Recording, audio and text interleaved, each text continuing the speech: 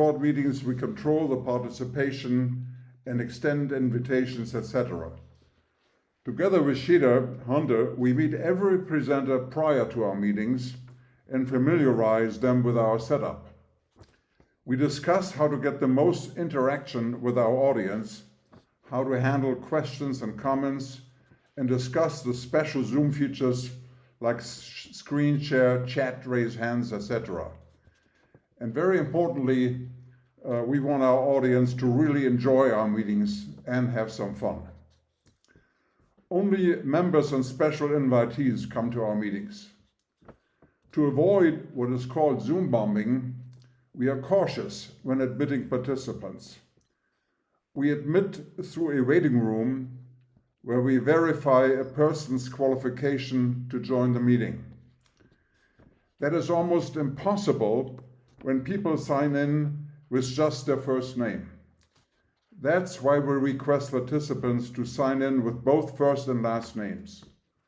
And I noticed today we had a few people who just signed in with their first names, and please, when you join our meeting next week and the subsequent meetings in the month of September, use your full name. It really helps us in verifying that you are a legitimate participant in our meeting. Mary Condon Rohr works extremely hard at every meeting, admitting participants as quickly as possible to move from the waiting room to the meeting, and I help her with that. So when you are concerned regarding the joining process, please check in a few minutes early. Don't wait until 11:30 or afterwards. At that time, we concentrate on the meeting and cannot help you. Our meetings start at 11:30 Eastern Time with remarks from our president, George Rubin. The actual presentations begin a few minutes later. We are very fortunate to have Chita, a professional computer and software expert and an artist, to serve as the moderator for our presentations. She fields the questions from the audience so that our presenters can better concentrate on their show. Today, she is both moderator and presenter. I hope you will enjoy this first presentation of our new season. And now, George, you're ready for your opening remarks. Thank you. Thank you very much, Eckert, and welcome everyone to the Naples MacFriend User Group meeting, Wednesday, September 1st, first meeting of our new season. Welcome to our members and guests from all over the world. We have people from everywhere here today and throughout the USA and Canada. The Naples MacFriend User Group hope all 250 of our invited guests today really enjoy all of our September meetings. Many of our invited guests are from other Mac user groups throughout the world, friends of Joe Kissel of Take Control, and friends of our own members to the Naples MacFriend User Group. We welcome all of you to the meeting. Our Naples MacFriend User Group meetings are each and every Wednesday from September the 1st, today, until June the 29th, 2022. We then take July and August off in 2022. The meetings are always at the same time, 11:30 a.m., 12:45 p.m., our time, and we try to indicate on the announcements that it's either it's Eastern Daylight Time, so you can figure out your time. You must be a member of Naples Mac User Group or an invited guest to attend our Zoom meetings. We have 42 of these meetings every year. We're a very active group. We're very excited that a number of our members at this point in time are members of other Mac user groups. If other Mac user group members want to join our group, we really hope they stay within their local group also and just use us for additional information. And we like what other Mac user group members bring to our meetings, and we appreciate the association, and we're very proud of this group of people. We'd like to invite everyone to visit our website. We're very proud of it. It's about 6 months old, It was done by Jenna Cox, who's over in England, and Michael Kwasniak, who's from Suffolk, England, who is a member of our board and a member of the group, manages the website. Each and every person who attends our Wednesday meetings will receive a link from me within 48 hours of this meeting. It'll be the link to our website, and you can find the YouTube video recording of this meeting. I just want to review some of the meetings coming up. Next week on September the 8th, we have Christian Boyce. Christian will be reviewing tips and tricks in Safari for both the iPhone, iPad, and the computer. On September the 15th, we will have our own member, Mitch Briers, who's been a member of Naples Mac User Group for years and years and years. He is an iOS expert, and he will be reviewing the iPhone, iPad, and iWatch. And we're hoping there'll be a lot of great information coming out the day before from Apple that he will be reviewing. On September the 22nd, Christian Boyce is back. He will again be talking about Safari, and that should be an excellent meeting. On the last week of the month, we have the what I consider a real Apple genius, Gary Rosenzweig. Most of you know Gary. He's a producer and a host of Mac Most. He will be reviewing Monterey and the new release of the OS for the Mac, and that should be an outstanding meeting. Okay, now we get on with the meeting. Today is Chita Hunter, and thanks, Chita Hunter. She is not only, like Eckert said, being the presenter of this meeting, but also the moderator of the total event. And so welcome. Thanks a million, Chita. Love to have you back, and we're ready to roll. All right, thank you. Welcome, everyone. I want to once again welcome you to our meeting. If you can, please mute your microphone so that it does not interfere with the presentation. And if you can, please mute your video as well, just in case. We just want to make sure nothing happens. What I'm going to cover today, we have a traditional Q&A that we go over, and I'm going to share my screen now. So again, welcome. And the questions for this Q&A came through the question answers at iCloud.com email link that I sent out. And thank you for those of you who did send questions to me. And I hope that you enjoy this presentation. So let me get started. All right. So we're going to start with the theme for this season is let's have some fun. It's the theme for all of our seasons, but this one in particular because everyone has just been either in lockdown or just had a hard time with what's going on. So we want to have some fun. And in recognition of this being a Q&A format, I thought I'd take a moment to salute the ultimate in Q&A, and that is Siri. And I'm going to have some fun with it. And I'm also going to turn the tables on you, the audience. You are asking me questions. Well, I'm going to ask you some questions too. All right, let's get going. So let's start off with Siri and this Q&A fun. And I'm not going to say the words because I don't want all of your devices to suddenly jump off and respond to me. So with this, is 0 divided by 0. Imagine that you have 0 cookies and you split them evenly among 0 friends. How many cookies does each person get? See, it doesn't make sense. And Cookie Monster is sad that there are no cookies. And your friends are sad because they don't exist. Oh wow, this escalated quickly. Can I borrow $10? You know that everything I have is yours. How old are you? I'm as old as the eastern wind, and as young as a newborn caterpillar. And What's your favorite pastime? My preferences are constantly changing, especially when you edit them in settings. Do you have a partner? I don't have a family tree, but I have a pretty great file directory. Do you have any children? None, the last time I checked. How old are you? Well, I came into existence gradually, but my first day as an assistant was the 4th of October, 2011. and with that, I have a question for you.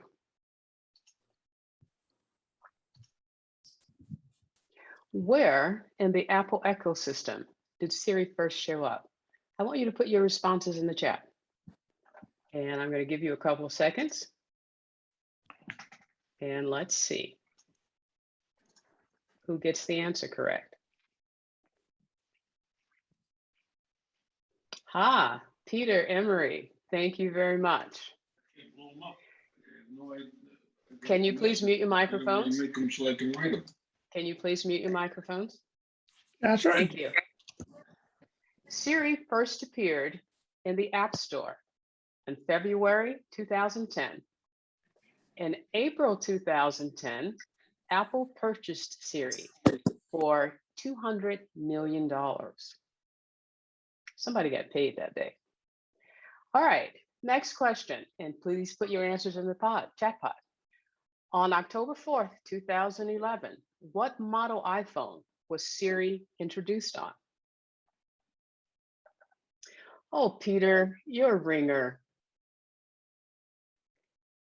Mark, you as well. That is correct. Siri was introduced on the iPhone 4S. Okay, next. Thank you for your questions and thank you for your answers. So with that, that leads into my first Q&A from the group. I'm reluctant to trade in my iPhone 7 Plus. I really like the bottom button to accomplish functions, and I'm not comfortable with the touch features of the newer models. What are my options? You have an option of the iPhone SE, which does have a home button, and it is one of the newer models. So it is smaller than, I believe, the 12, but it does have a home button for those of you who do want that home button. One of the reasons why this home button was removed was it takes up screen real estate and it also wears out. So that's why it was changed. On the iPhone 7, the button was changed to what was called an haptic button, and it actually had no moving parts, but it did have a response. But even then, Apple wanted to remove the button in order to give you more real estate. Now, if you do have an iPhone 10 or greater, you can actually create a virtual home button. And I want to thank Barbara for this question because it got me to thinking. And I also created a virtual home button on my iPhone 12. And this is how. Here's my iPhone 12. And if you go to settings and then go to accessibility, you can click on or tap the touch entry. And from there, go to assistive touch and turn on assistive touch. And then this button, virtual button, will appear. Once you have this virtual button available to you, you will also then be able to set up this assistive touch button session or segment that has all of these different commands that you can now access. And if you want to customize them once they're turned on, if you go back to the assistive touch setting, you will see customize top level menu. And then you can change the different actions on this button. So it's really easy to do. It's really easy to do. And you can set up your customized buttons. So once you tap this, you can have different commands available to you. Okay, next question. And we're going to go over some more Siri fun facts. Question, who is the creator of Siri? Put your response in the chat. Victoria, you're quite welcome. Put your response in the chat. And I expect to see Peter pop up with something. Or Peter, you don't know who the creator of Siri was? The creator of Siri was Adam Kaiser. The Siri International Lab in 1993. For over 2 decades, Adam and his co-founders Dag Kitlas and Tom Gruber built over 50 versions of the Siri technology. And there we go. I didn't even say hey. Adam was originally reluctant to sell this to Steve Jobs and Apple, but he says that over multiple discussions, Steve later convinced us that he understood our vision, that he wouldn't make a tiny feature, but something core to Apple's strategy across multiple devices, and that we would impact the world more as a part of Apple than as an independent company. And that's how was born.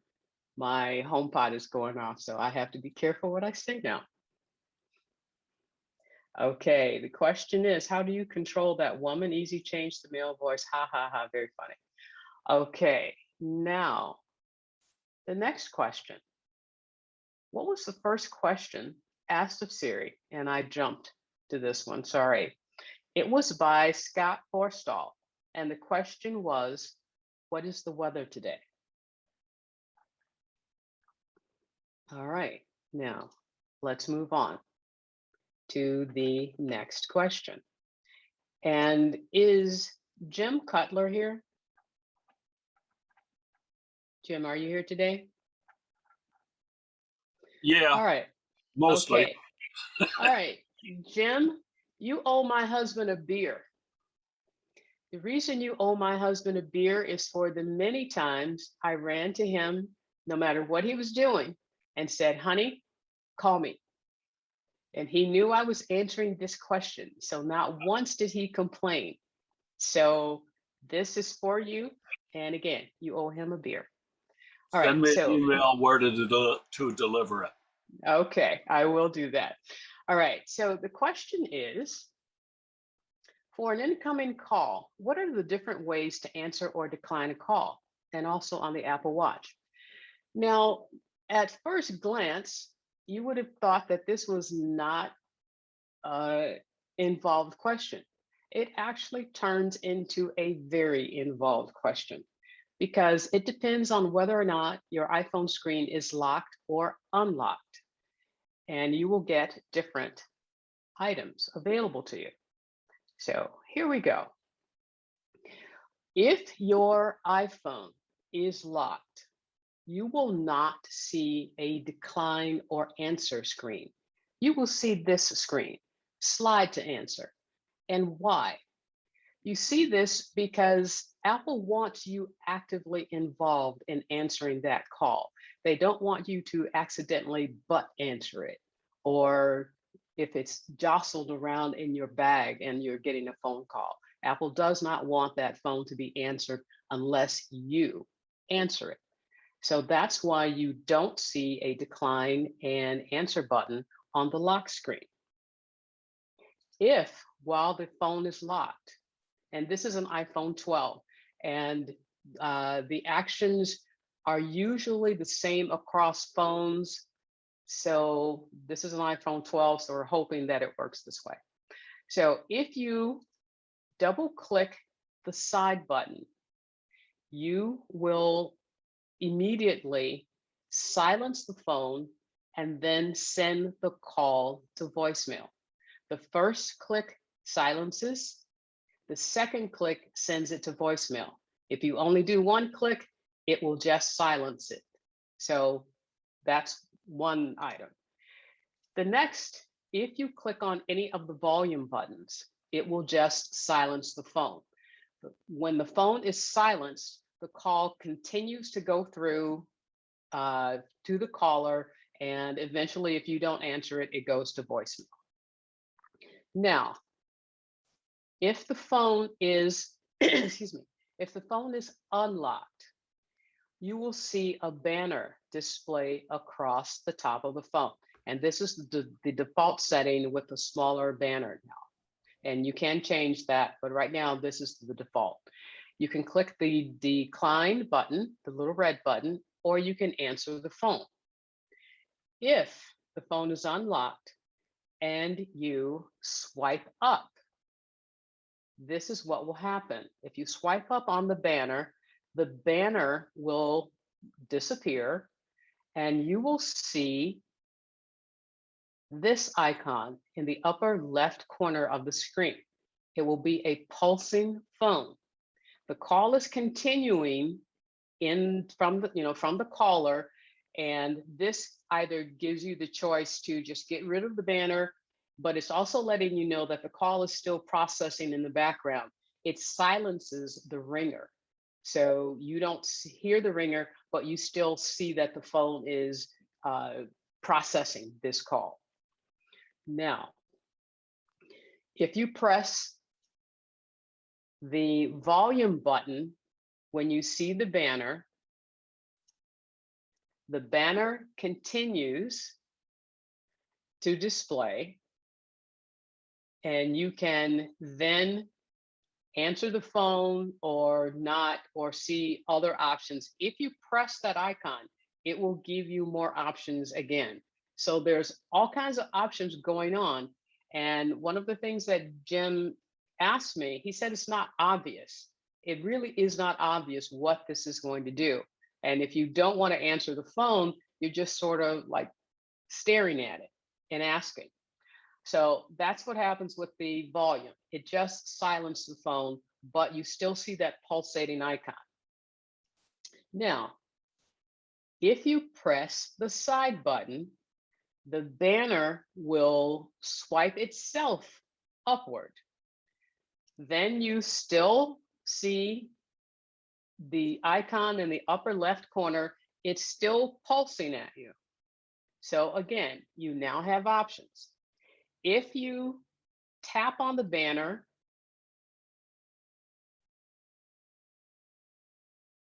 if you tap on the icon, you'll get more options. If you press the volume button, it just rings and the call continues to process. And you can also answer the call. If you swipe down on the banner, you get this screen where you can decline the call, accept the call, remind me, or send a message. So Jim, I understood your pain once I got into this question. There's far more than meets the eye.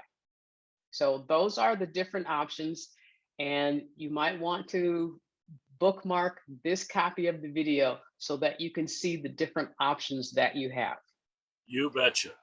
Okay, and thank you for that question. It really was an involved question to figure out. Now, in regards to what happens if you have a call on your Apple Watch, again, you have the decline button, you can answer, or you can tap the three dots, the ellipsis, to get more options.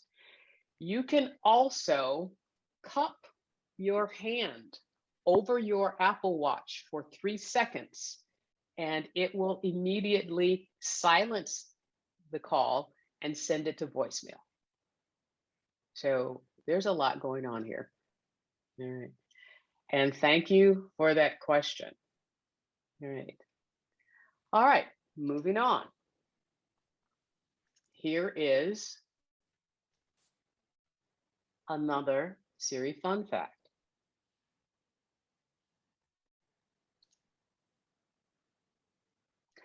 How many questions and requests does Siri get asked per month? Anyone in the chat?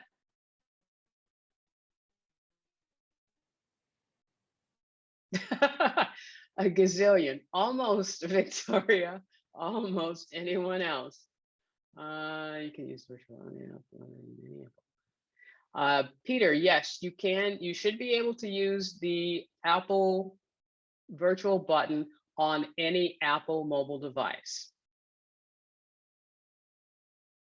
Wayne, while the iPhone 12 is in my pocket, Siri occasionally starts talking. How do I control that?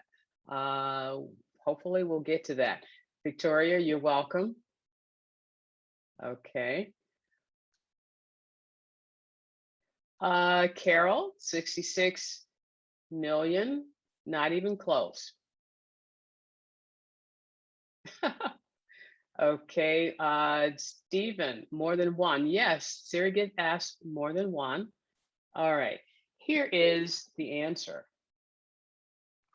The Siri data science engineer has said that Siri has been used for over 25 billion requests each month. Okay, and not necessarily a fun fact, but what event occurred the next day after Siri was introduced? Can anyone in the chat?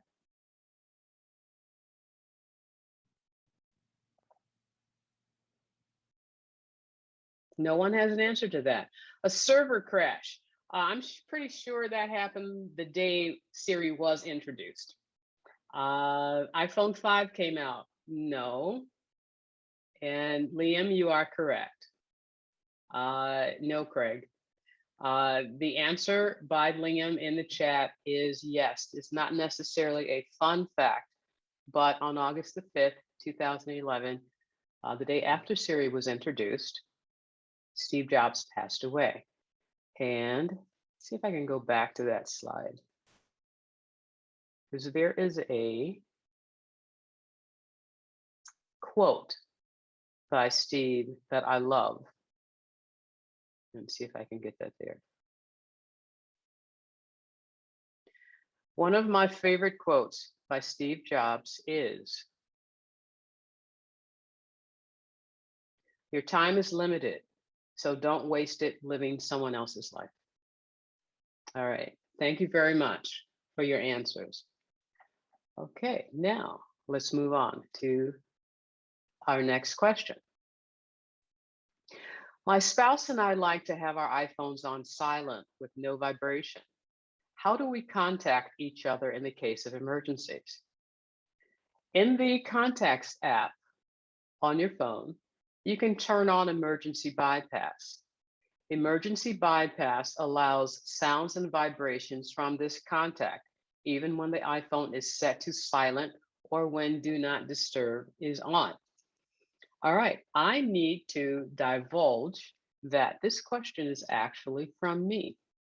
And I thought it would be very well received. And I thought it was a good question because during an emergency, I was not able to contact my husband. And I think I called him about 11 times. And my husband was driving and his phone was sitting right next to him on the car seat. But he did not hear it. He doesn't have his phone on vibrate. And he was busy driving as he should have been. But he needed to get this call. And so this is what I ended up doing, turning on this setting. So how do you turn on this setting? In Contacts, and this is from my iPhone, you want to go to the contact whom you want to set up emergency bypass for. And this is my husband, Chris Hall. And you'll see here, ringtone and text. I have it turned on for text tone, but not ringtone. So there's a little arrow right here. And if you tap on that arrow, it will then take you to this screen, where at the very top of this screen, you can turn on emergency bypass. All you have to do is toggle it on and off.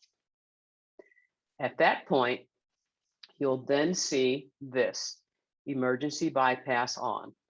So I did the same for ringtone, and I did the same thing for text tone. So now there is no excuse whatsoever for him to say, honey, I didn't hear it. So now it's there. And it also comes on even if do not disturb is on your phone. So for those of you with emergency contacts, you might want to do this for one or several. Any questions? So the caller can set it. No, Huey, you have to set this on your end. So it's not the caller. Peter, thank you, done. You're welcome, Victoria. So if you just go to that contact and you want to click on ringtone or text tone, and once you click on that arrow, then you can turn on that emergency bypass. But you have to do it on your end, not the other person. All right. You are welcome, Betty. Thank you so much. Appreciate it. All right. Now, my next question. I love this question.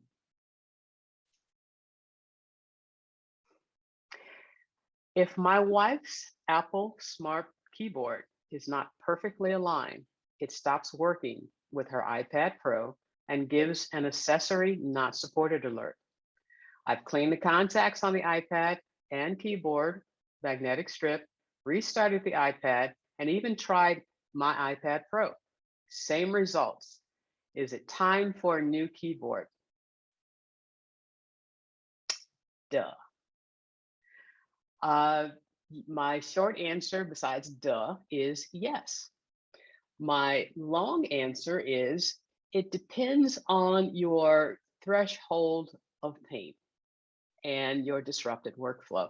So Dale, are you here? Yes, I am. Okay. When I am an advocate of when something disrupts your workflow so intently as this, it is time to get a new one. Sure. So. But my wife has a large threshold of pain. Well, I don't know what to say. Then you know what? Let her use it. Yep. At some point, when that pain gets to be too much, then she will kick it to the side. But it's too much right now, even for me. So I just say yes. All right. Okay. Great. All right. Stay on the line. You got another question next. Okay. All right. Now, this question is about dark sky. Dark sky weather complication is not displaying the same temperature as the weather app on the Apple Watch. For the same day, I get different temperatures. So what is the temperature? So you can see in these images, Dale is getting 75 degrees, 71 degrees, and 77 degrees. My short sarcastic answer was, Dale, it's in the 70s, right? All right. My long answer is, I don't know. I read about this problem and it seems to be a well-known problem with this complication. Some are complaining that it only started after Apple purchased Dark Sky. So is there anyone in the chat on who could answer this question for us, for Dale? Are you familiar with Dark Sky and the problems that are being had? Dark Sky isn't available in Australia. Okay, thank you, Peter.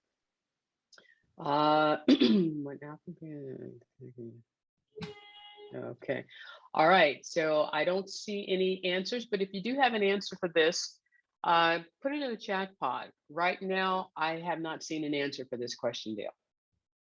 Okay. Okay. All right, and thank you for the question. And thank all of you for the questions that you brought in. All right, got that one. And Barbara, this one's for you. Is there a faster way to eliminate old emails? For example, from a company like Bed Bath & Beyond. So far, I can eliminate about 100 at a time by searching in my inbox and then sending unwanted messages to the trash. Barbara, do I have a YouTube video for you? You can create email rules to send the emails to a specific folder, and then you can easily delete the contents of that folder. On my YouTube channel, I have put a Tame Your Inbox video that I did maybe a year ago, maybe longer, but it is still quite relevant to what's going on right now. It will give you in detail how you can make rules, create rules, smart rules, and filters to organize, to tame your inbox so that email, spam mail, junk mail, mail that you have subscribed to, but you get 80 of them a day, how you can create rules and filters to at least make that a little more sane in your consumption of it. And then when you want to delete emails from the same person, you just go into that mailbox, select all, and delete the emails from it. So Barbara or anyone, please take a moment to look at this video. If you do have questions, I have divided it into chapters so that you can select the chapter that you want. But for those of you who have seen this video, if you could, give some encouragement and comment on it in the chat, I'd greatly appreciate it. But this video will give you this video will give you great detail about how to create rules. Can you create rules and filters on iPad? You can, but they are limited. The video goes into that as well. So take a look at it. Please like and subscribe. Take a look at it. I have other videos about Apple devices and stuff and software on my YouTube channel as well. But take a look at this one. This will answer your question about rules. All right. Thank you so much. What a relief. You are so welcome. Thank you. I appreciate the question. Okay. And my next question. And let me actually, while I'm here, let me put the URL to this video in the chat so that you can have it.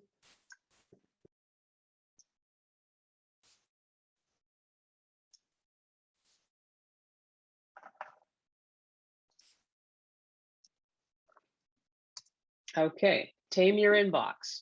I just put the link in the chat so that you can quickly get to it. And thank you for watching it. Greatly appreciated. Okay, now, next question.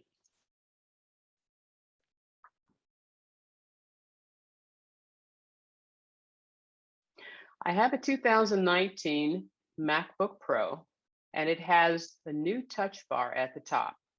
If I need to quiet the sound of a YouTube video or some other audio, how can I do it quickly? The bar at the top takes too much time. I am an advocate of using the keyboard. The keyboard is the quickest way to do most things.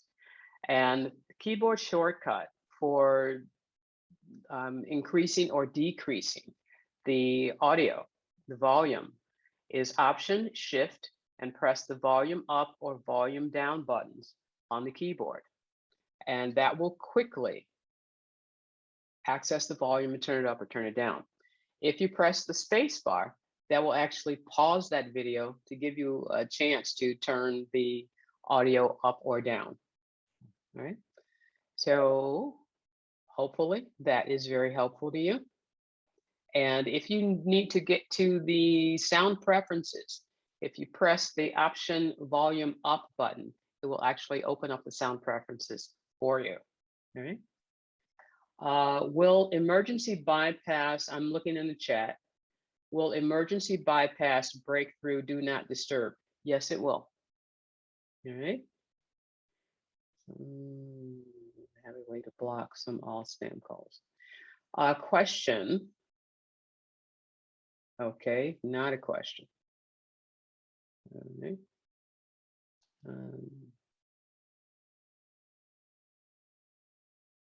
We love dark sky. One thought is that there may be setting differences. I'm not sure, Carol, but are you having the same problem as Dale, as not seeing the same temperature throughout? I haven't recognized that problem, but I do know there is a difference between, say my home zip code is 44131. But if we set it instead to show the temperature where I am based on location, it might not be the same.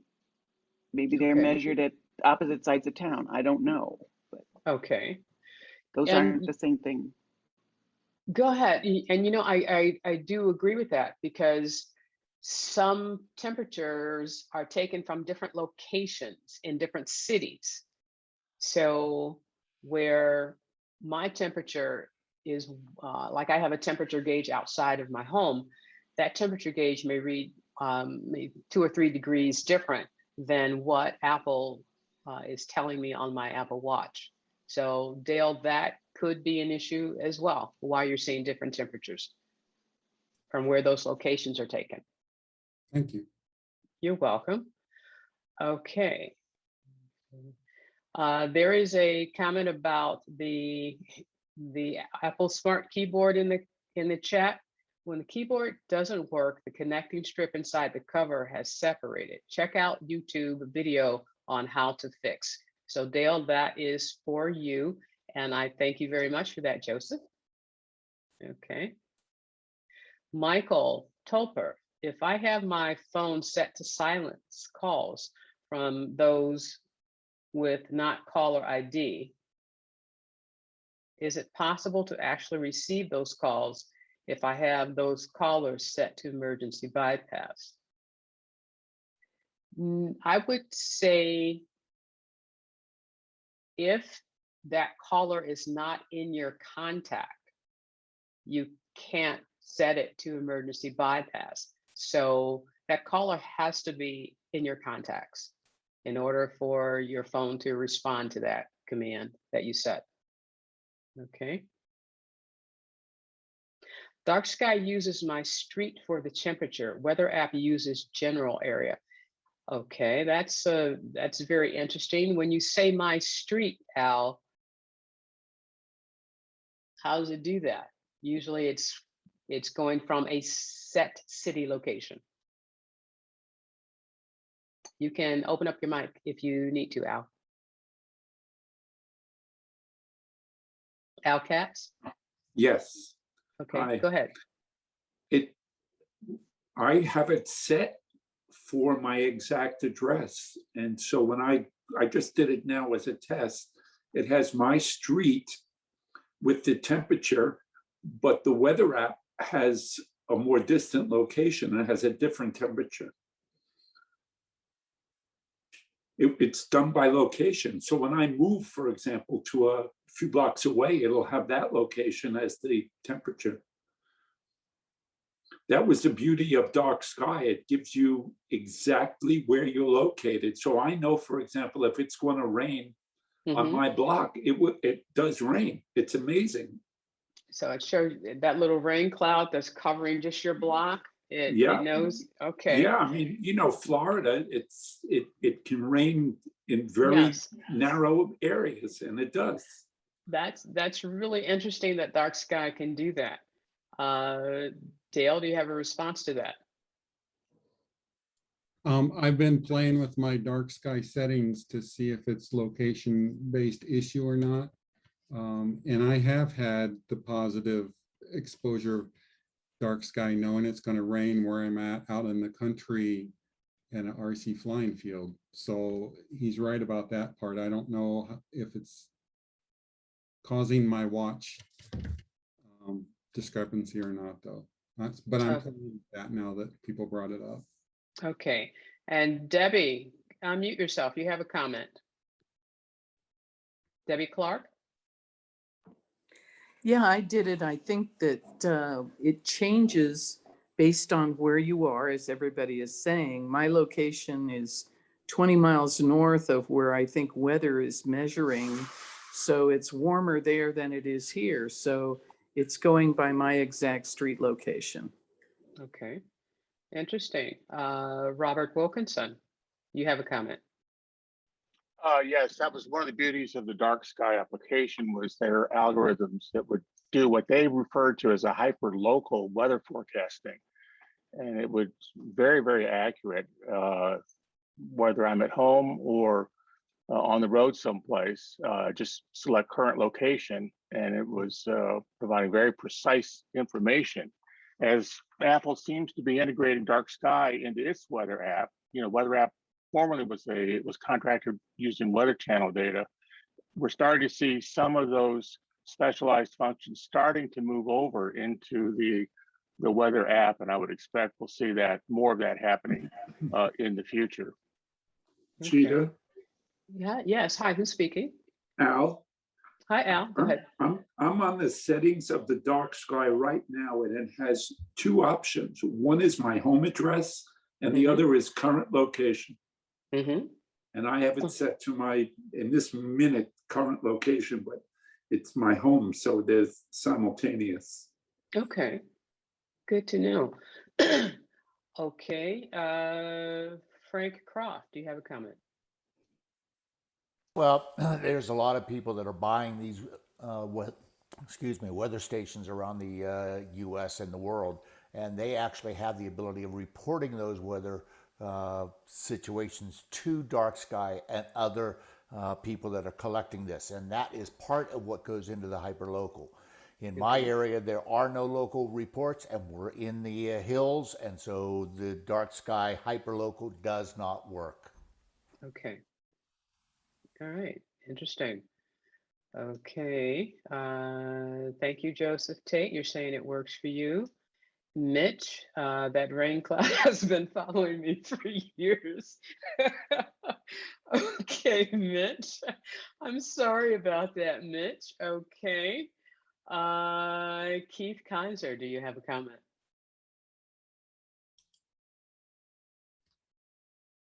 Can you hear me? Okay. Yes, yes, we can. I'm an amateur radio operator and a Skywarn observer, and one of the things we do know is the National Weather Service likes to take reports as quickly as possible from local areas as well through the use of hobby weather stations that quite a number of people have, and through verbal reports, of course. And I think the National Weather Service is still feeding most of the information to dark sky, and using dark sky uses that with their algorithms to determine your local weather, whether it's raining or not. It'll see a cloud above you and it'll do that way. Okay. All right. Thank you so much, Keith. Peter, Emery, really? Okay. That's funny, Peter. Thank you so much. Okay. Is Dark Sky app already on my iPhone? It is a separate app, Stephen, that you have to download. Dave McGuire, please unmute yourself and make your comment. Hello, thank you. So out of curiosity, I was checking my locations on my devices, and the iPhone is showing me my home. Boom, no problem, my address, great. And on my iPad, it is showing me the house 2 doors down as current location. And so part of me is wondering if maybe that has something to play with maybe what Dale's issue is, where he's getting different things. I wouldn't think it is, because I'm seeing the same temperature in both locations, and looking at my watch, I'm seeing the same temperature, and it's showing me my home location as well. So it does seem odd that it's just a little bit different. I would have fully agree that since Apple took over Dark Skies, weird things have happened. And it wouldn't be a surprise that they are working on it, hopefully. Okay. And we'll get it solved. So I'm curious, Dave, why is your iPad or what device showing the neighbor's house 2 doors down? I have no idea at all because it's on my Wi-Fi, not his. And I'm pretty sure he doesn't even have Wi-Fi. So very interesting. A few houses different. And David Winograd. Sorry, I apologize if I butchered your name. No, it's okay. Winograd. Okay. I just checked it as he was speaking, and my house is 629, which it shows as current on the iPhone, and it shows 623 on the iPad. And I'm wondering, is it because I don't think the iPad has GPS in it as well, does it? Or somehow differently? Because I know I can't use an iPad in the car for GPS. So I think something different is going on. Dave McGuire, answer that question because that's an interesting question. I would be happy to help with this. If you have a cellular iPad, you have GPS and you can use it in the car. I do not. Okay. If you did though, and a friend of mine purchased one, but did not set up the cellular plan because he discovered that he could use this GPS feature, as in like maps, in his car on a bigger screen, such as the iPad, rather than the iPhone. And GPS does not need a cellular service to pick up, because that is a separate chip altogether. So if someone was ever to be concerned about buying a cellular model versus a Wi-Fi model, one feature, if you are a traveler, is the cellular model will give you access to apps such as maps and other things like that, because it does pick up the GPS service for you. But the Wi-Fi model, you are correct, does not offer that feature, unlike your phone, which has GPS built in separately.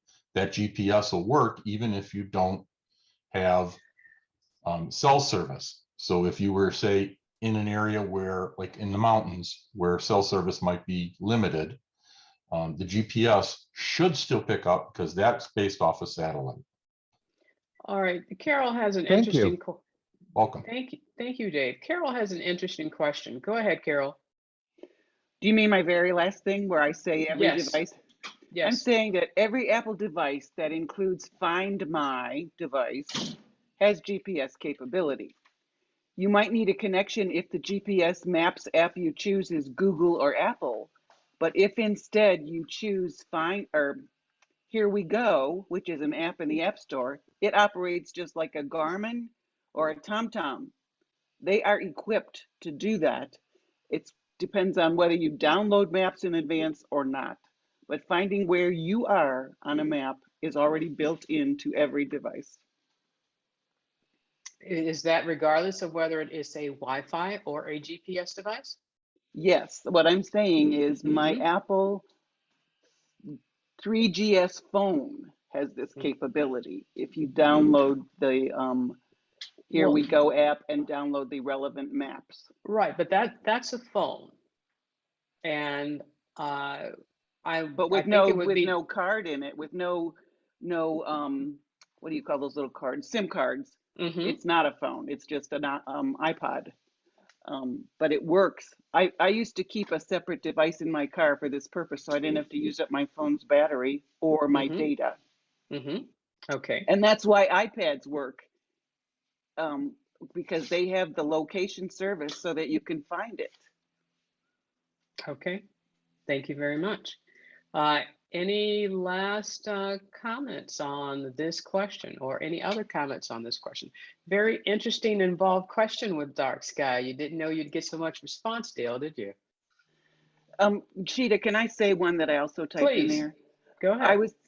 I was speculating, but if you choose not to mirror my iPhone with your watch, you might have to do those location settings separately on the watch and the phone. Whereas if you're mirroring, they should be the same. I'm talking about dark sky. Okay. All right, great. And any other comments while I go over the questions to make sure that we try to get every single one answered? And again, thank you for your questions. Chris Wilder, go ahead. Open your mic, ask your question or comment. Got there. Hello. Hi, Chris.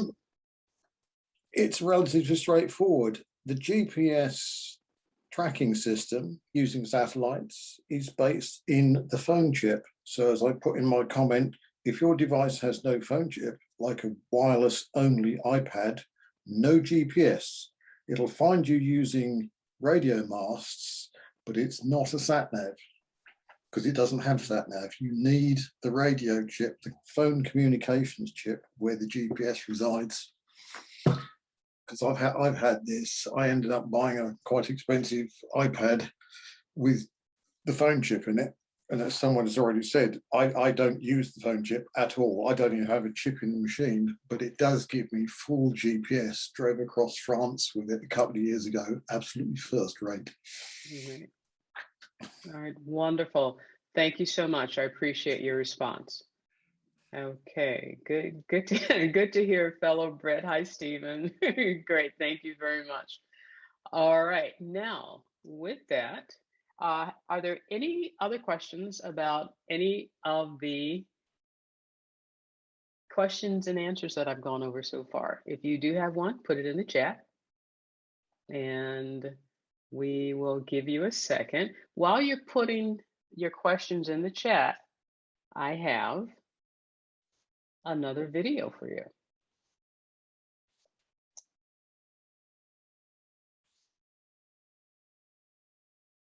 Know any good jokes? I love playing tricks on vampires. They're such suckers. Why do you vibrate? It's just me doing a little Hold on a second. See if I can make this louder. It was louder. Now it's very low. Know any good jokes? I love playing tricks on vampires. They're such suckers. Why do you vibrate? It's just me doing a little jig inside here. What's your favorite movie? I don't watch a lot of movies. What do you dream about? I once had a dream that all my ones switched places with my zeros. It was weird. Tell me a joke about math teachers. Did you hear about the band called 1023 Megabytes? They're good, but they haven't got a gig yet.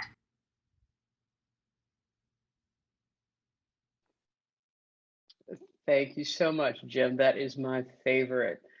All right, now I have more questions in the chat. So we have, thank you, Carol, appreciate it. Does anyone have any experience on how well the fall detection feature on the iWatch, the Apple Watch, works? Will it call emergency services? Joe Marks, I can personally answer this.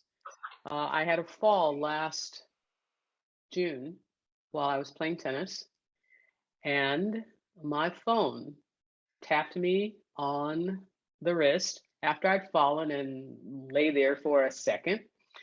And the Apple Watch was asking me, "Are you okay? Do you need to call emergency services?" And it kept tapping me until I responded with no.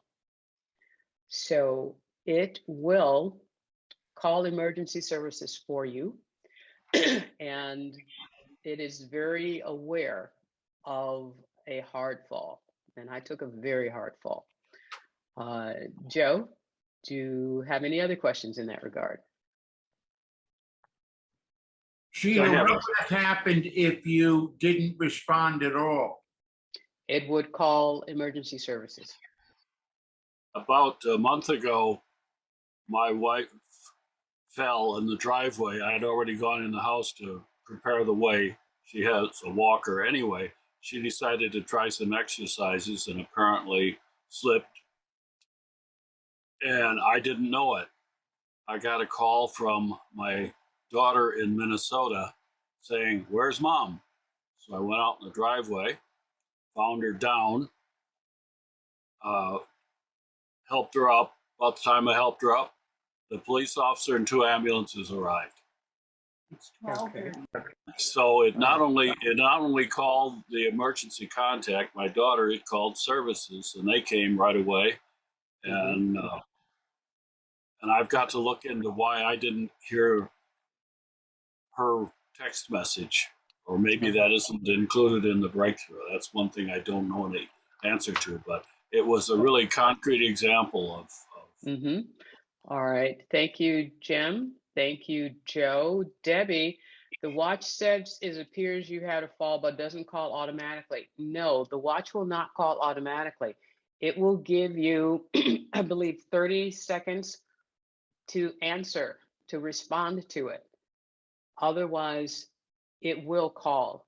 After you don't respond, after you do not tap that button that says, "No, I'm okay," which I had to tap, it will call emergency services if you do not tap that button.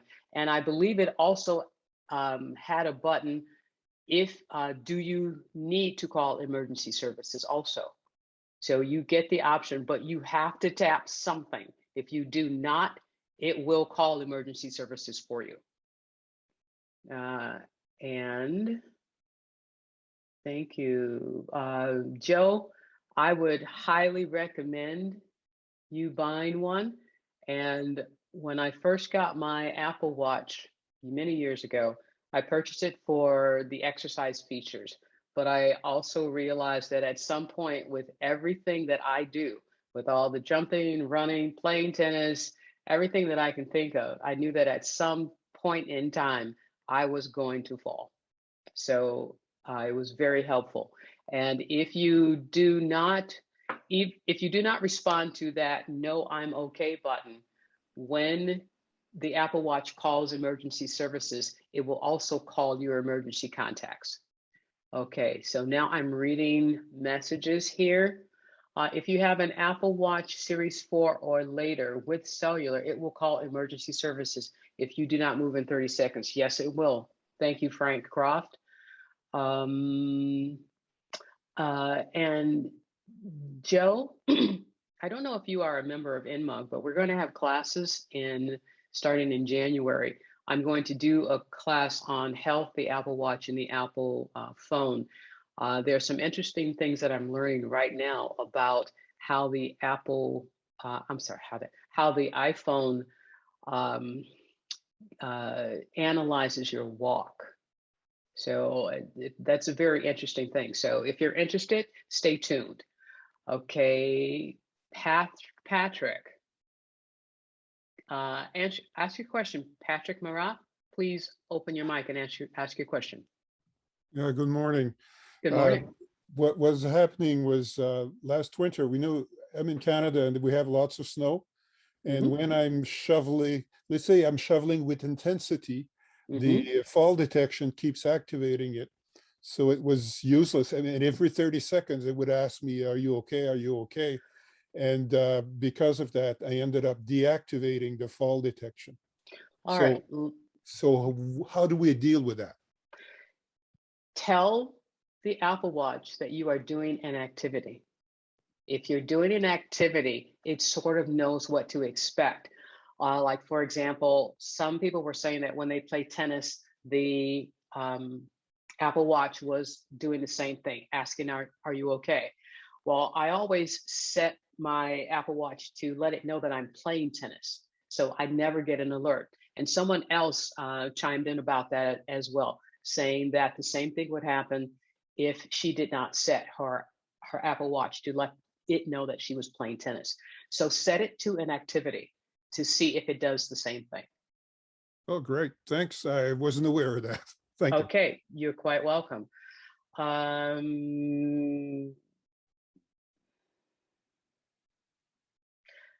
Alan Kent, please open your mic and ask your question. I have an Apple Watch that has cellular, but I've never activated the cellular. The question is, if I have an emergency fall, will it call 911 even though I have not activated the cellular, assuming that my iPhone is elsewhere?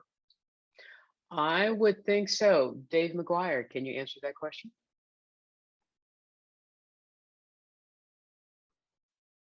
I'm sorry, could I hear that question one more time, please? Yes. I have an Apple Watch that has cellular included, but I have never activated the cellular for my watch. If I am wearing my watch and have a fall and my iPhone is nearby, I know it would make the call through my iPhone. But if my iPhone is not nearby, will my watch still make the emergency phone call? Yes and no.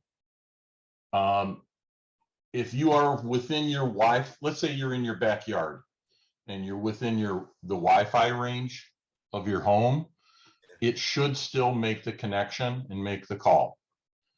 If you are out at the park in your car, your phone is in your car and you're out for a stroll, no, it won't.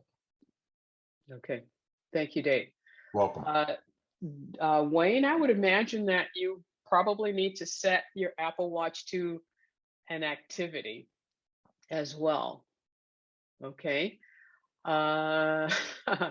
Barbara and Alan, thank you for your favorite joke. Yes, why is 6 afraid of 7? Because 7, 8, 9. I agree with that. That is a very cool dad joke. Okay, how do I determine if fall alert is activated on my Apple Watch? Linda, if you are over 65, if you have that information in your phone, it is automatically turned on. Otherwise, you can go into your iPhone and turn it on. Joe, do all watches have this feature? The fall detection, yes.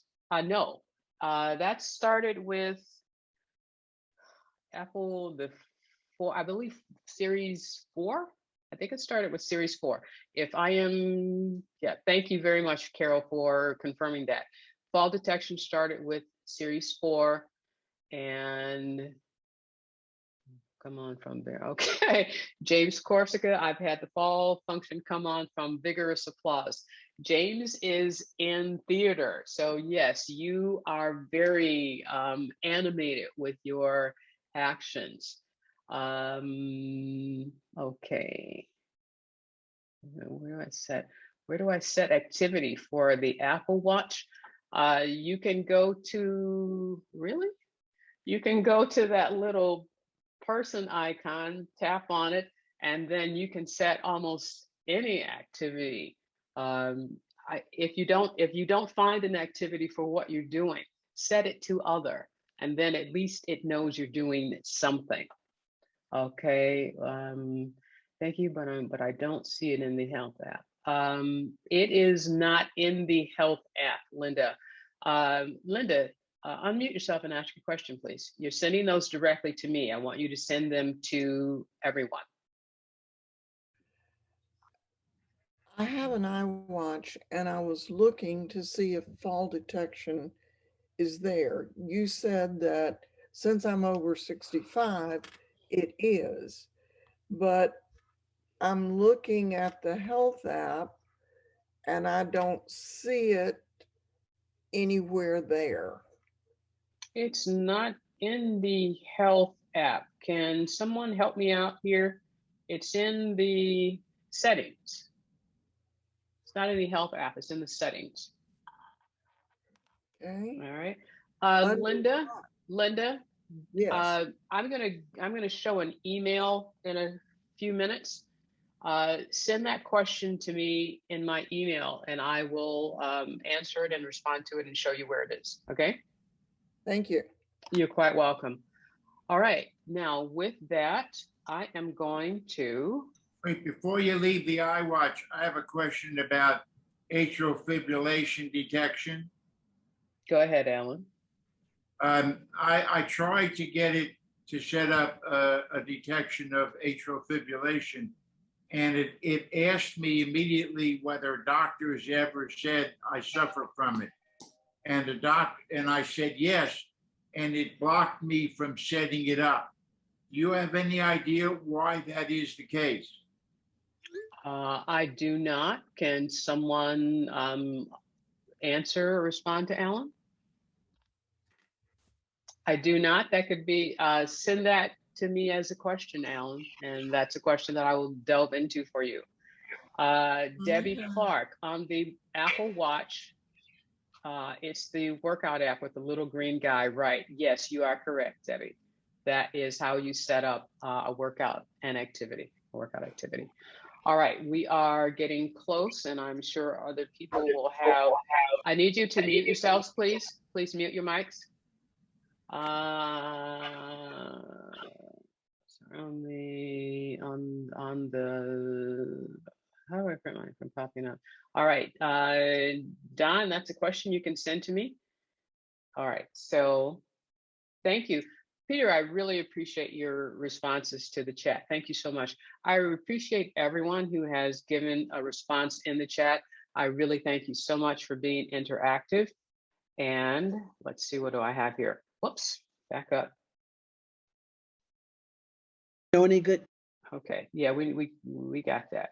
I want to give a big thank you to those of you who sent me Siri videos. Thank you, Mitch. Thank you, Jim Corsica. Thank you, Mike Wozniak. Thank you, Dale Stephan. Thank you, Sharon. Thank you, Tom. Thank you, Betty. I really appreciate you joining in on my little fun-filled day. I hope that those of you who would like to send me a Siri video that I can use for later, please do so. I'll show you the email where you can send them to. But I want to thank these people in particular. I really appreciate them helping me out. Thank you so much. I can't thank you enough. And you are okay. And next week, we have Christian Voice, and Christian is going to be going over tips and tricks for the iPhone Part 1. We're going to see Christian twice this month. And with me, please take a look at my YouTube channel. I have some videos there that I think are very useful. I'll be adding more soon. And if you want to send me an email for our Q&A session, please send it to questionsanswers@icloud.com. And I thank you so much for joining us today. And thank you. You're welcome. And with that, I'm going to hand this over to George. Go ahead and take it away. Thank you so much, everyone. Thank you. Thank you, everyone. We really enjoyed having a large crowd today. Chita did an outstanding job of keeping everything under control. I thought the format of her meeting was outstanding, fun, and very enjoyable. And you can go ahead and unmute yourself and give a thanks to Chita.